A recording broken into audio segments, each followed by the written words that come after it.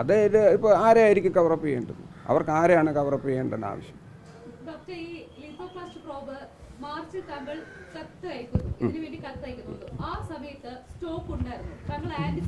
Anticipatory ആയിട്ടാണ് അയച്ചത്. ഇതെനിക്കറിയാം. ഇത് ഒരു പ്രോബ് ഒരു മാസത്തേക്ക് തികയുള്ളൂ. അപ്പോൾ ഒരു 3 പ്രോബ് എൻ്റെ കയ്യിലുണ്ടെങ്കിൽ അത് 3 മാസം കൊണ്ട് തീരുമെന്ന് എനിക്കറിയാം. അപ്പോൾ ഓരോ പ്രോബ് തീരുമ്പോഴും പൊട്ടുമ്പോഴും നമ്മൾ ഈ കമ്പനിയല്ല ഇവരുടെ ഓഫീസിലേക്ക് നമ്മൾ കൃത്യമായിട്ട് അറിയിക്കുന്നതാണ്. ഇനി ഇത്രയേ ഉള്ളൂ, ഇത്ര കഴിഞ്ഞാൽ ഓപ്പറേഷൻ മുടങ്ങും എന്ന് പറഞ്ഞിട്ടുള്ളത്. അതിൻ്റെ എണ്ണം നമുക്ക് അഡ്മിറ്റ് ചെയ്തിരിക്കുന്ന അത് വാർഡിൽ നോക്കണം. അതിപ്പോൾ എനിക്ക് കൃത്യമായിട്ട് ഓർമ്മയില്ല. എന്തായാലും ഞാൻ അഡ്മിറ്റ് ചെയ്യുന്ന രോഗികളെ അവരെ കൂടുതൽ വെയിറ്റ് ചെയ്യാതിരിക്കാൻ വേണ്ടി ഒരാഴ്ച അല്ലെങ്കിൽ 10 ദിവസം മുമ്പ് മാത്രമേ രോഗികളെ അഡ്മിറ്റ് ചെയ്യത്തുള്ളൂ. ബാക്കിയുള്ളവർക്ക് നമ്മൾ വെയിറ്റിംഗ് ലിസ്റ്റ് ഡയറിയിൽ ഡേറ്റ് കൊടുത്ത് വിടുകയാണ് ചെയ്യുന്നത്. നേരത്തെ ഒരു സ്കൂളിലെ അധ്യാപകൻ പറഞ്ഞ കാര്യമുണ്ട്. സ്കൂളിലെ കുട്ടികൾക്ക് ഭക്ഷണം വാങ്ങാനായിട്ട് പിരിവെടുത്ത് അധ്യാപകൻ കുട്ടികൾക്ക് ഭക്ഷണം കൊടുക്കുന്ന ഉച്ചക്കഞ്ഞി കൊടുക്കുന്ന ഒരു അവസ്ഥയെക്കുറിച്ച് തിരുവനന്തപുരം അധ്യാപകൻ പറഞ്ഞു.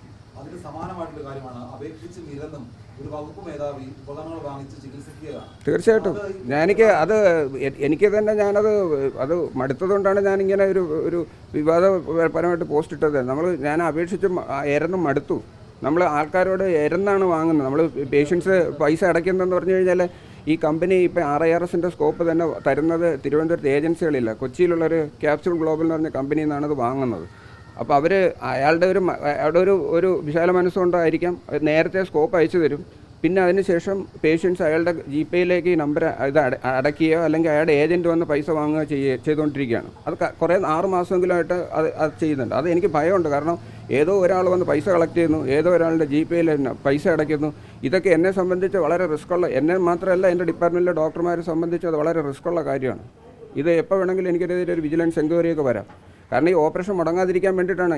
ഈ RIRS ചെയ്തതിന് ശേഷമാണ് ഓപ്പറേഷൻ്റെ വെയിറ്റിംഗ് ലിസ്റ്റ് കുറഞ്ഞത്. അതിന് മുമ്പ് 6 മാസം വരെ വെയിറ്റിംഗ് ലിസ്റ്റ് ഉണ്ടായിരുന്ന ഓപ്പറേഷൻ കുറയാൻ ഈ RIRS ചെയ്തതിന് ശേഷം തുടങ്ങിയതിന് ശേഷമാണ് അത് കുറഞ്ഞു കിട്ടിയത്. അപ്പോൾ ഈ പേഷ്യൻസ് പേഷ്യൻറ്റിനെ കൊണ്ട് പൈസ അടപ്പിച്ച് നമ്മൾ ഉപകരണങ്ങൾ വാങ്ങുന്നത് ശരിയാണോ? അത് തന്നെ അതൊരു ഇല്ലീഗൽ മാർഗ്ഗമാണ്. ഇവർ പേഷ്യൻസ് ഡയറക്റ്റായിട്ട് പോയി ഒരു മെഡിക്കൽ ഷോപ്പിൽ നിന്ന് ഉപകരണം വാങ്ങുകയല്ല ചെയ്യുന്നത്. ഒരാൾ തന്നു എന്നുള്ള ഒരു ധാരണയിൽ അയാളുടെ പേരിൽ പൈസ അടച്ചുകൊണ്ടിരിക്കുകയാണ്. പിന്നെ ഞാനതിൽ പ്രൊട്ടക്ഷൻ എടുക്കുന്നതെന്ന് പറഞ്ഞു കഴിഞ്ഞാൽ ഇതിൻ്റെ ബില്ല് ഞാൻ അവിടെ പബ്ലിക്കായിട്ട് വാർഡിൽ ഒട്ടിച്ച് വെച്ചിട്ടുണ്ട്.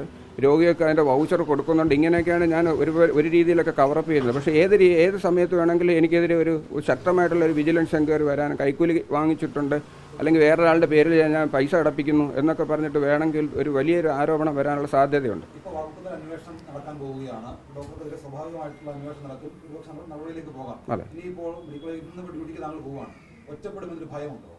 ഇല്ല, ഒറ്റപ്പെടുമെന്നൊന്നും ഒരു ഭയമൊന്നുമില്ല.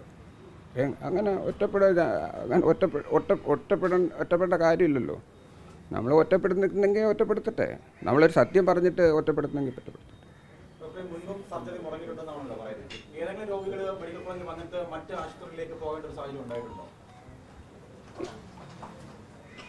ഇത് നമുക്കറിയാമല്ലോ. നിങ്ങളൊക്കെ ഇവിടെ തന്നെ മീഡിയയിലുള്ള ആൾക്കാർ തന്നെ എൻ്റെ പേഷ്യൻസായിട്ട് വരുന്നുണ്ട്.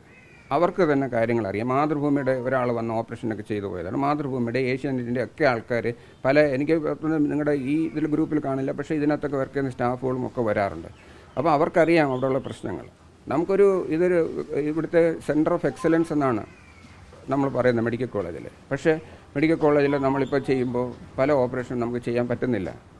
ലാപ്രോസ്കോപ്പി ചെയ്യാൻ പറ്റുന്നില്ല. ലാപ്രോസ്കോപ്പി ചെയ്യുന്നതിന് പകരം നമ്മളിപ്പോൾ തുറന്നാണ് ഓപ്പറേഷൻ ചെയ്യുന്നത്. അപ്പോൾ ലാപ്രോസ്കോപ്പി ചെയ്യണമെങ്കിൽ എന്തൊക്കെ ഉപകരണങ്ങൾ വേണം? അതിൽ പലതും ഇല്ല.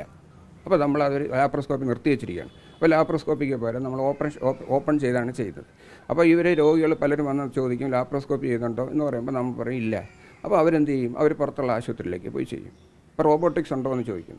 റോബോട്ടിക്സ് ഇല്ല, അതുകൊണ്ട് റോബോട്ടിക്സിന് അവർ പുറത്ത് പോയി ചെയ്യും. ഇപ്പോൾ റോബോട്ടിക്സ് ഒന്നും വേണമെന്ന് നമ്മൾ പറയുന്നില്ല. പക്ഷേ മിതമായിട്ടുള്ള, ഏറ്റവും ശരാശരിയായിട്ടുള്ള ഈ സ്റ്റോൺ പേഷ്യൻ്റായിട്ട് വരുന്ന, വളരെ പെയിനായിട്ട് വരുന്നവർക്ക് ഇമ്മീഡിയറ്റായിട്ട് നമുക്ക് അതൊരു പരിഹാരം ഉണ്ടാക്കി കൊടുത്തേ പറ്റുള്ളൂ. മറ്റ് ശസ്ത്രക്രിയകളൊക്കെ പൊക്കോട്ടെ, അവർ വലിയ ആശുപത്രികളിൽ പോയി ചെയ്തോട്ടെ.